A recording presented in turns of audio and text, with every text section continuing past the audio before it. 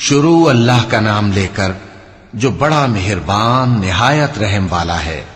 حامیم، کتاب روشن کی قسم کہ ہم نے اس کو قرآن عربی بنایا ہے تاکہ تم لوگ سمجھو، اور یہ بڑی کتاب یعنی لوح محفوظ میں ہمارے پاس لکھی ہوئی اور بلند مرتبہ ہے، حکمت والی ہے۔ تو کیا ہم پھیر دیں گے تمہاری طرف سے یہ کتاب نصیحت موڑ کر اس بنا پر کہ تم ایسے لوگ ہو جو حد پر نہیں رہتے؟ اور ہم نے پہلے لوگوں میں بھی بہت سے پیغمبر بھیجے تھے، اور جو پیغمبر بھی ان کے پاس آتا تھا تو وہ اس سے ضرور تمسخر کرتے تھے، تو جو ان میں سخت زور والے تھے ان کو ہم نے ہلاک کر دیا، اور پہلے لوگوں کی حالت گزر چکی۔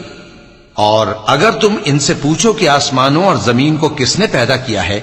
تو کہہ دیں گے کہ ان کو غالب اور علم والے اللہ نے پیدا کیا ہے،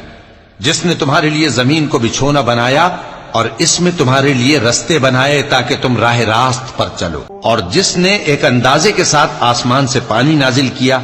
پھر ہم نے اس سے مردہ زمین کو زندہ کیا، اسی طرح تم زمین سے نکالے جاؤ گے۔ اور وہی ہے جس نے سب چیزوں کے جوڑے بنائے اور تمہارے لیے کشتیاں اور چوپائے بنائے جن پر تم سوار ہوتے ہو تاکہ تم ان کی پیٹھ پر چڑھ بیٹھو، اور جب اس پر بیٹھ جاؤ پھر اپنے پروردگار کے احسان کو یاد کرو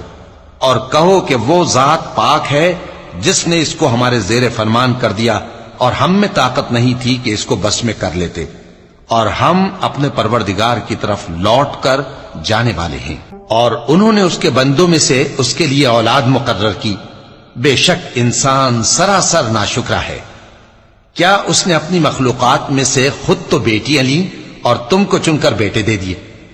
حالانکہ جب ان میں سے کسی کو اس ہستی کی یعنی لڑکی کی خوشخبری دی جاتی ہے جو انہوں نے اللہ کے لیے بیان کی ہے تو اس کا چہرہ سیاہ پڑ جاتا ہے اور وہ اندر ہی اندر گھٹنے لگتا ہے۔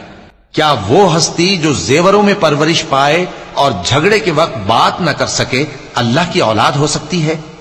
اور انہوں نے فرشتوں کو کہ وہ رحمان کے بندے ہیں اس کی بیٹیاں ٹھہرایا۔ کیا یہ ان کی پیدائش کے وقت حاضر تھے؟ ان قریب ان کی شہادت لکھ لی جائے گی اور ان سے باز پرس کی جائے گی۔